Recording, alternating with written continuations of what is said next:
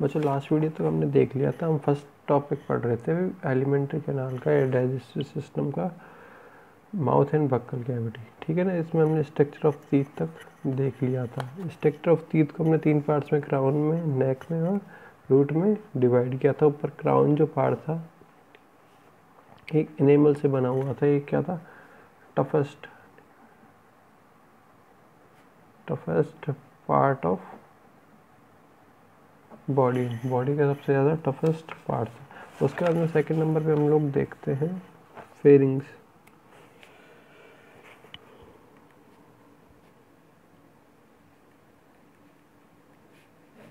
Second number पे हम लोग देखते हैं फेरिंग्स। ठीक है ना, फेरिंग्स क्या होता है, मिडिल पार्ट होता है किसका, इसका बक्कल कैविटी और ऑसोफ्रेगस का क्या होता है, मिडिल पार्ट होता है।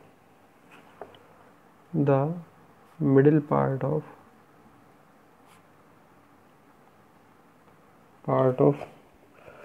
Buckle cavity and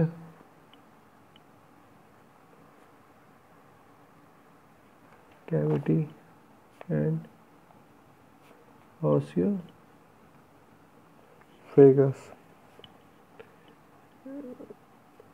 is pharynx. ये क्या होता है, हमने बात की थी, यहाँ पे डायग्राम भी बनाया था हमने, डायग्राम देखते हैं। ओके, ये रहा, यहाँ पे इस प्रकार से हमने डायग्राम बनाया था।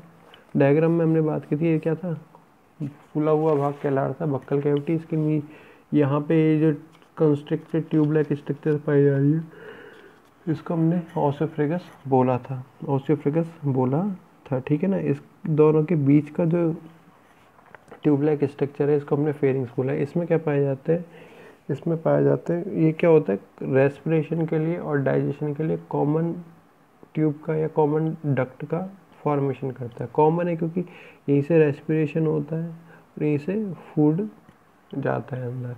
ठीक है ना, तो इसमें पाए जाते हैं 2, इस प्रकार से आगे 2 चैम्बर बढ़ जाते हैं। एक चैम्बर होता है गलट का, एक चैम्बर होता है गलट का। ठीक है ना, जो कि क्या करता है, फूड पाइप का फॉर्मेशन करता है। दूसरा होता है ग्लॉटिस का, जो कि क्या करता है, रेस्पिरेटरी सिस्टम का फॉर्मेशन करता है। हमने ये बात की फेरिंग्स में ही इस प्रकार के रीजन्स या 2 चैम्बर पाए जाते हैं। एक चैम्बर होता है गलट कहलाता है, दूसरा चैम्बर होता है ग्लॉटिस कहलाता है। ग्लॉटिस से क्या होता है, हमारे शब्द बाहर निकल के आते हैं। ठीक है ना, तो ग्लॉटिस की हेल्प से, जो हमने बात की कॉमन डक्ट थी उसमें रेस्पिरेशन होता है, तो ग्लॉटिस की हेल्प से क्या होता है, आगे चलकर रेस्पिरेशन डिवाइड हो जाता है। ग्लट से क्या होता है, फूड पाइप जो होता है नीचे एलिमेंट्री कैनाल होती है वो चलती है, इसके नीचे क्या पाई जाएगी, ऑसियोफ्रेगस पाई जाएगी। तो इस प्रकार से क्या पाई जाएंगे, इसमें 2, ये क्या है, कॉमन पार्ट है किस का, रेस्पिरेशन का और डाइजेस्टिव सिस्टम का। ठीक है ना, रेस्पिरेशन का और डाइजेस्टिव सिस्टम का।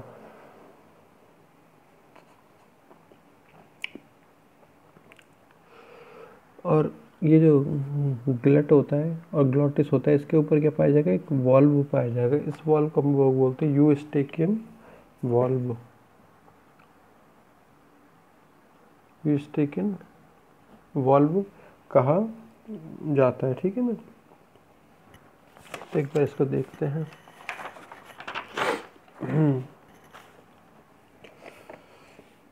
It is a common part of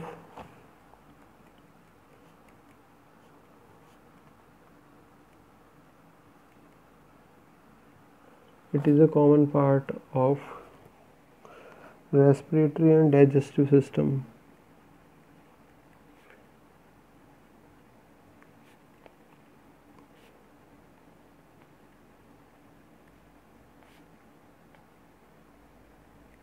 respiratory and digestive system में क्या है, कॉमन पार्ट होता है। अब इसके आगे क्या पाया जाता है, the opening of Eustachian tubes.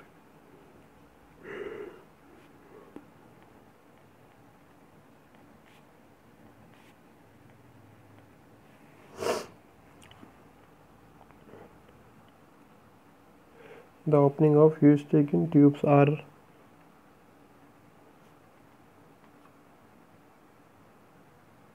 Present in pharynx, ठीक है ना। ये स्टिक इन ट्यूब्स क्या होती है, प्रेजेंट होती है। Its posterior part has, its posterior का मतलब होता है पीछे वाला, posterior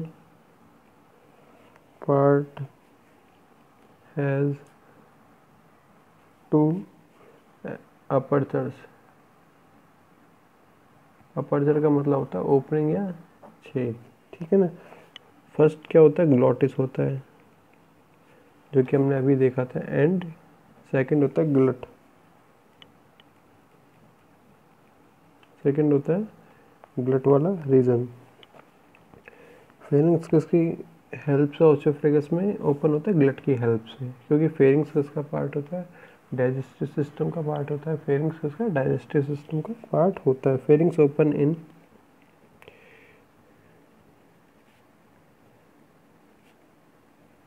open in tube like oesophagus,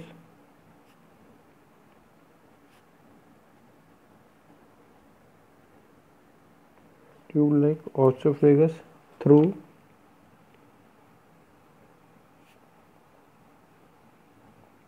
glut, through glut, glut की हेल्प से क्या होता है, ये खुलता है। फिर इसके बाद में आता है फूड, फेरिंग से आ जाता है फूड किसमें, ओसोफेगस में आ जाता है।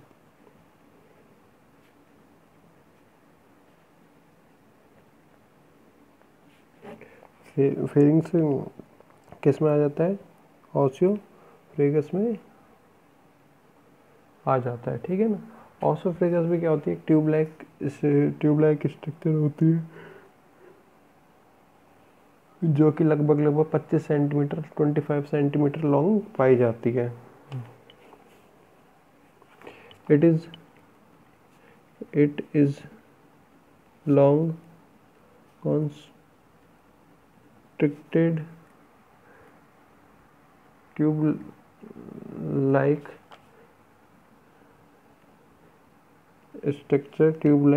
structure. It is approximately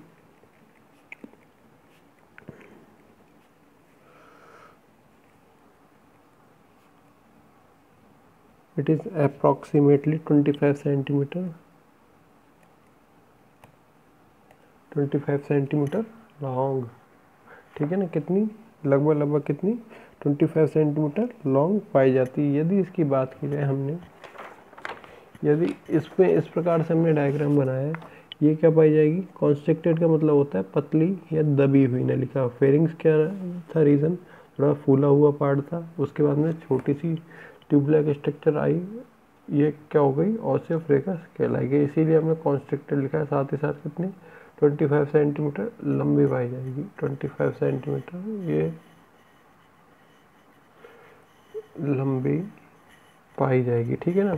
यदि इसकी सेक्शन काटा जाए, सेक्शन का मतलब होता है इसको यदि इस प्रकार से काट कर देखा जाए कि इसमें कौन कौन सी लेयर होती है, मतलब मैं ये कह रहा हूँ ये ट्यूबलाइक स्ट्रक्चर इस प्रकार से चल रही है, ठीक, ये ट्यूबलाइक स्ट्रक्चर इस प्रकार से चल रही है। यदि इसको इस प्रकार से काट दिया जाए, इस प्रकार से काट लिया जाए, ठीक है ना, और इसकी देखा जाए, इसकी में जो एक परत है इसमें कितनी लेयर्स पाई जा रही है। जैसे हमने लीफ का सेक्शन काटा तो लीफ में क्या क्या हमको दिखता है, ठीक है ना। इस प्रकार से इसको देखा जाए माइक्रोस्कोप के अंदर तो कौन कौन सी लेयर्स दिखाई देती है। तो इसमें टिश्यू लेयर होती है, क्योंकि बहुत सारे टिश्यूज से मिलकर सेल्स बनती हैं, टिश्यूज पाए जाते हैं। सिरोसा लेयर होती है जो कि करती है, म्यूकस का सेक्रेशन करती हैं। मस्कुलर लेयर्स होती हैं जो कि इसको क्या है, सिकुड़ने में, कॉन्स्ट्रिक्शन में क्या करती है, हेल्प करती हैं, ओके। और फिर पाई जाती है सब म्यूकोसा और म्यूकोसा लेयर्स पाई जाती है, ठीक है ना। सिरोसा लेयर का काम क्या था, इसको चिकना बनाए रखना, विसरल पेरिटोरियम का फॉर्मेशन करना, ठीक है ना।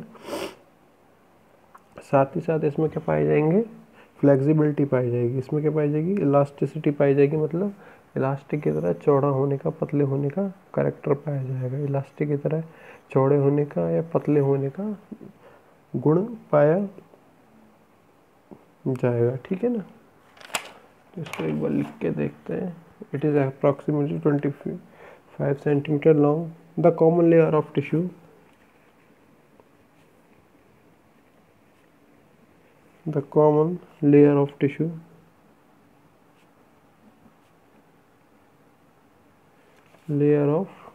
tissues, serosa, external muscular layer, submucosa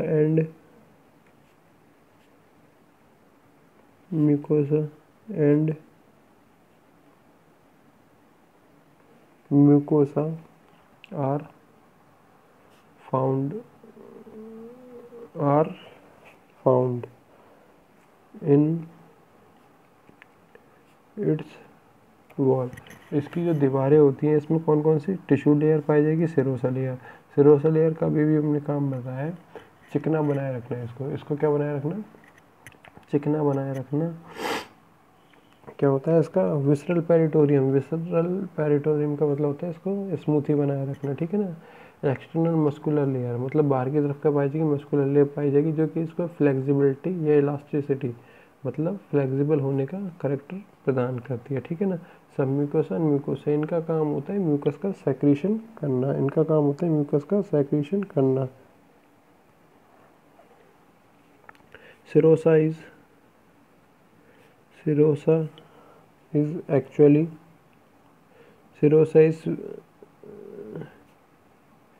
visceral peritoneum,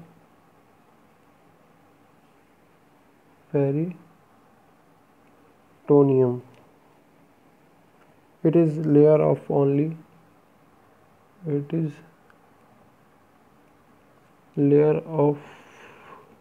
only elastic fibrous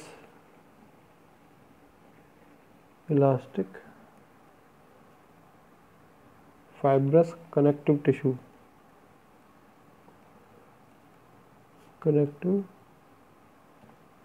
ठीक है ना। कनेक्टिव टिश्यूज का करिए फॉर्मेशन कर देती है, फॉर्मेशन कर देती है। फिर ये जो ऑस्टियोफ्रेगस होता है ये पतला हो रहा है मोटा हो रहा है मतलब इसमें संकुचन पाया जा रहा है, कॉन्स्ट्रिक्शन पाया जा रहा है। इस कॉन्स्ट्रिक्शन को हम लोग बोलते हैं पेरिस्टेटिक कॉन्स्ट्रिक्शन मतलब इस प्रकार से कह सकते हैं ये एक ट्यूब लाइक स्ट्रक्चर है, ये एक बार क्या हो रही है पतली हो रही है, एक बार मोटी हो रही है, एक बार पतली हो रही है, एक बार मोटी हो रही है। इस पतली मोटी होने के कारण जो फूड है वो कहाँ सरकता जाता है? नीचे की ओर सरकता जा रहा है। और ये फूड का जो नीचे की ओर सरकना है इस कंडीशन को हम लोग बोलते हैं, इस मूवमेंट को हम लोग बोलते हैं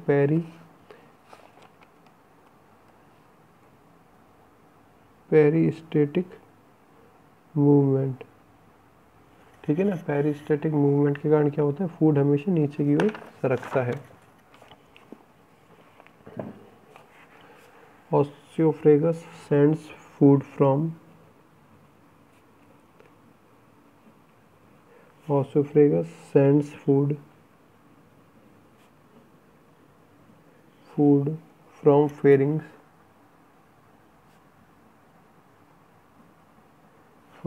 pharynx टू स्टोमक। इसके बाद में क्या आता है? स्टोमक आता है, आपको पहले ही पता है। स्टोमक बाय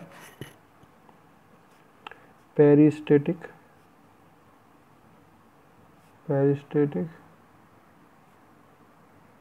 मूवमेंट, ठीक है ना। पेरिस्टेटिक मूवमेंट के कारण क्या होता है? फूड कहाँ पे आ जाता है? स्टोमक के अंदर आ जाता है। स्टोमक के अंदर आ जाता है। बाकी नेक्स्ट की वीडियो में हम लोग देखेंगे क्या? ऑस्टियोफ्रेगस देखेंगे। इससे पहले की यदि थोड़ी सी और बात की जाए तो हमने बात की थी फर्स्ट नंबर पर हमने डाला था माउथ और बक्कल कैविटी को, ठीक है ना। यहाँ से फूड आया और माउथ के रीजन होते हैं हमने अपर लिप और लोअर लिप होते हैं जो कि क्या होते हैं? मूवेबल होते हैं, ठीक है ना। फिर हम बात की बक्कल कैविटी में हमने टंग की बात की, टीथ की बात की, हमने टीथ की स्ट्रक्चर को भी देखा, ठीक है ना। टीथ की स्ट्रक्चर को भी हमने देखा। फिर हमने बात की फेरिंग्स की, ठीक है ना। बक्कल कैविटी में क्या आ जाएगा? जो मैस्टिकेटेड फूड होगा जिसमें हमने सलाइवा मिला दिया वो मैस्टिकेटेड फूड कहाँ पे आ जाएगा, फेरिंग्स में आ जाएगा। फेरिंग्स में क्या होते हैं, एक तो ग्लट वाला पोर होता है या एपर्चर होता है, एक होता है ग्लॉटिस वाला। ग्लॉटिस वाला होता है रेस्पिरेशन के लिए, जहाँ से रेस्पिरेटरी ट्यूब निकल के लंग्स तक जाती है। दूसरा होता है ग्लट का, जो कि फूड के लिए पाया जाता है, जहाँ से फूड कहाँ जाता है, नेक्स्ट ऑर्गन या नेक्स्ट लेवल ओसोफेगस के रूप में जाता है, ठीक है ना। और इनके ऊपर एक वॉल्व पाया जाता है, यूस्टेकियन वॉल्व। इसीलिए कोई भी वॉल्व के कारण ही बोलते समय हम लोग खाना नहीं खा सकते, खाना खाते समय हम ज़्यादा बोल नहीं पाते, ठीक है ना, इसी के कारण, ठीक है। इसके बाद भोजन आ जाता है ओसोफ्रेगस में। ओसोफ्रेगस में पाए जाते हैं पेरिस्टेटिक मूवमेंट, और ओसियोफ्रेगस में क्या पाया जाएगा, पेरिस्टेटिक मूवमेंट। पेरिस्टेटिक मूवमेंट होता है कॉन्स्ट्रिक्शन के कारण, इसमें संकुचन के कारण, इसमें सिकुड़ने के कारण, फैलने के कारण क्या होता है, फूड नीचे की ओर आ जाता है। ये पाया जाता है पूरा का पूरा स्टोमक। इसको हम लोग मोस्टली 3 पार्ट्स में डिवाइड कर सकते थे आगे से, इसको देख लेंगे, है ना। ये होता है रीजन कार्डिक रीजन, बीच वाला रीजन होता है fundic region, last third part होता है पाइलोरिक रीजन। कार्डिक, फंडिक और पाइलोरिक रीजन के रूप में पाया जाता है, ठीक है ना। तो इसको हम लोग देखेंगे नेक्स्ट वीडियो में। Thank you.